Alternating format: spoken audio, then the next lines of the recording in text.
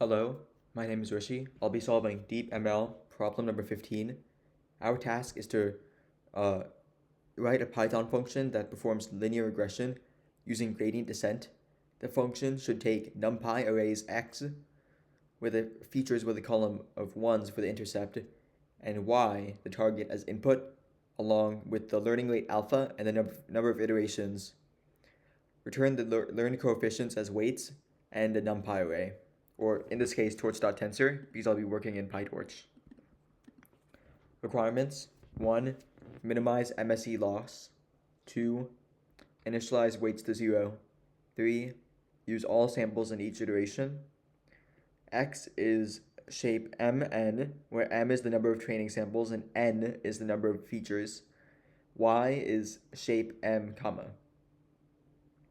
Okay, so we can map this out pretty quickly. All we have to do is implement basically a learning, or well, how do I say this?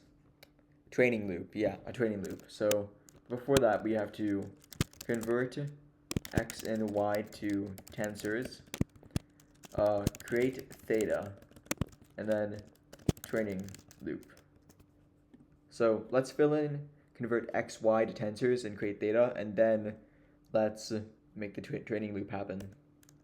So x of t, or x as a tensor, is torch.as tensor x d-type equals torch.float 32. We can say the same thing for y.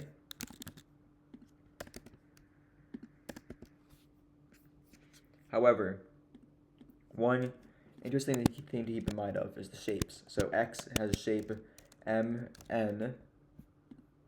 Y has shape n, or m, comma. M, comma, yeah. So one thing that we could do here is make sure that y is a 2D tensor now by reshaping it. So dot reshape -1, 1. What this does, it takes the shape, the last dimension of y, so m, makes that the first dimension. Second dimension is a new dimension of 1. Okay, so this would then create y as a tensor of shape m, comma 1. And this will be very useful because while we could solve the problem without this shape of m, comma 1, it's genuinely good practice to use m, comma 1 because it means we're more explicit about what dimensions we're operating in, as well as the fact that matrix multiplication is different from taking the dot product.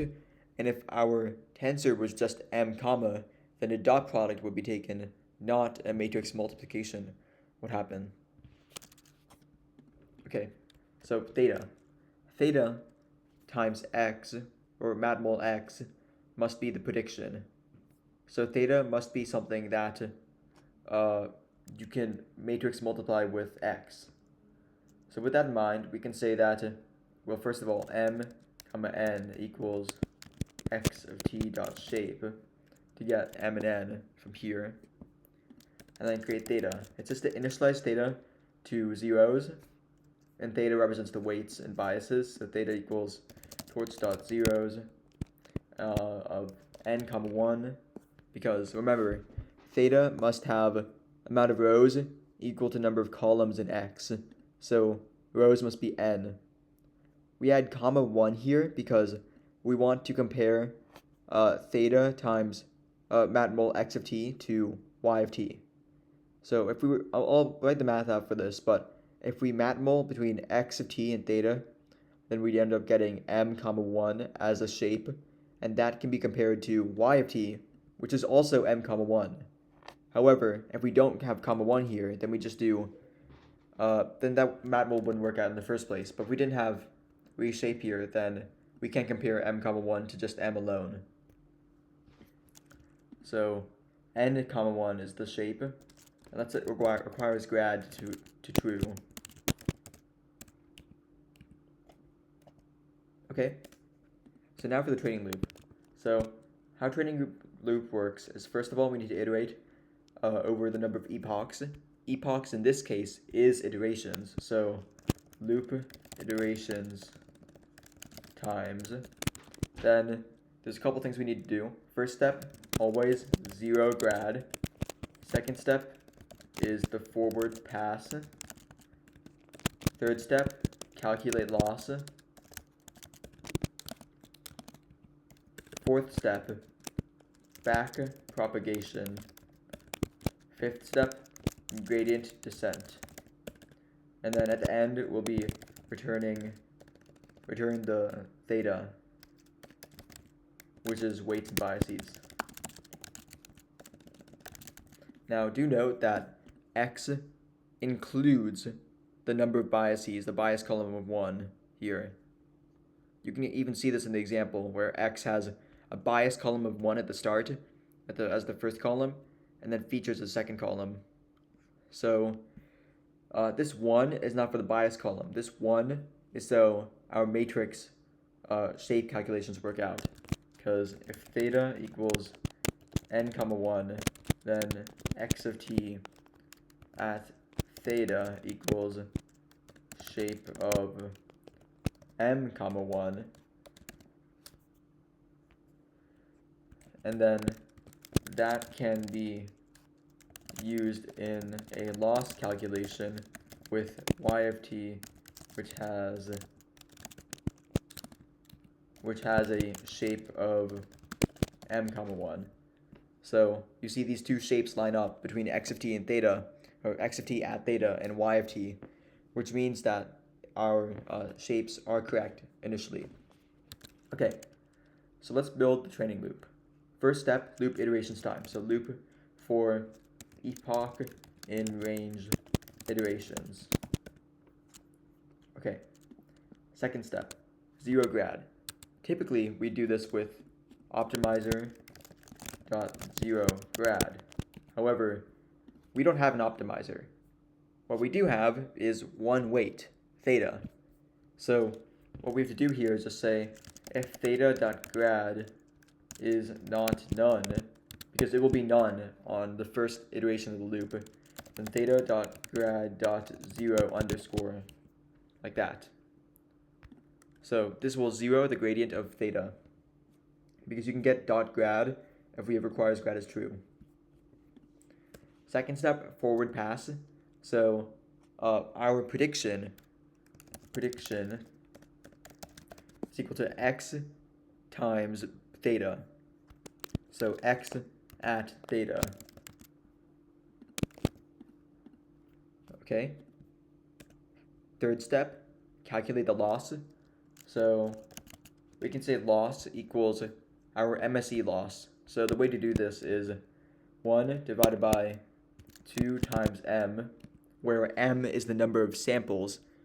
Remember, we got this from x of t shape above, so we have this already defined.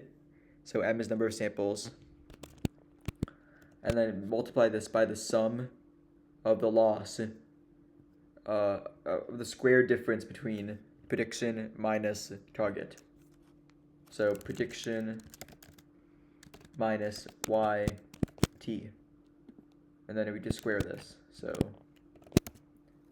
and this calculates across all of the all of the samples, all m samples. So it does use all samples in the iteration. However, what this does not do is it does not do torch.sum. What we have to do is we have to put this in torch.sum, and that way the calculation will be correct. Because now this sums across every sample the loss and then averages it out using 1/2 times 1 over m. Okay, fourth, backprop. This is very easy. It's lost out backwards. Or lost out backward. And then fifth, gradient descent. So typically we do this with optimizer step. However, we don't have an optimizer here, so what we do is with torch.no-grad, because we do not want this to be in the autograd for next time.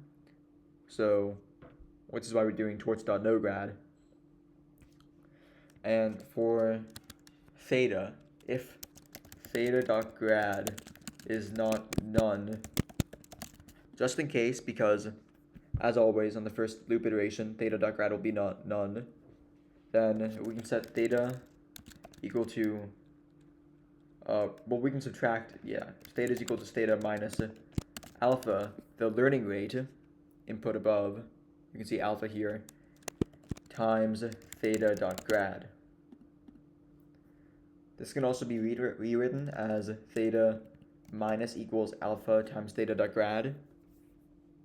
And with that, once we add return theta.detach, so that way we don't pass in requires grad equals true to the return, we will be done. This step makes sense because the optimizer wants to minimize the amount of change in the gradient, so that way we're closer to our target value. And so for example, we want to subtract by theta.grad, so we go the opposite way with the gradient.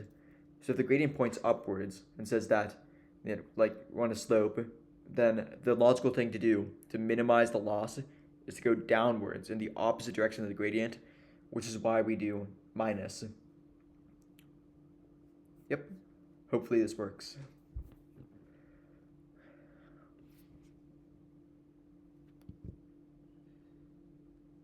Okay, and our solution passes both test cases. That's good. Oh, it seems that, yeah. Our theta still has comma 1 when we return it. Let's fix that. So theta equals theta dot squeeze 1. So what dot squeeze does, it removes the dimension at that was inputted. So it removes dimension 1. Because dimensions are 0 indexed, that means that we remove this 1 column here. So hopefully that fixes it. If it doesn't, then I'll just forget about it.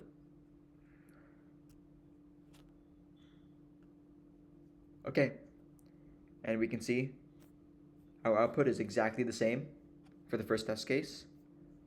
Second test case, also exactly the same. Third test case, also exactly the same. So yeah, that is linear regression using gradient descent. Let me know if you have any questions in the comments. As always, the solution code will be in GitHub in the description below. Thank you.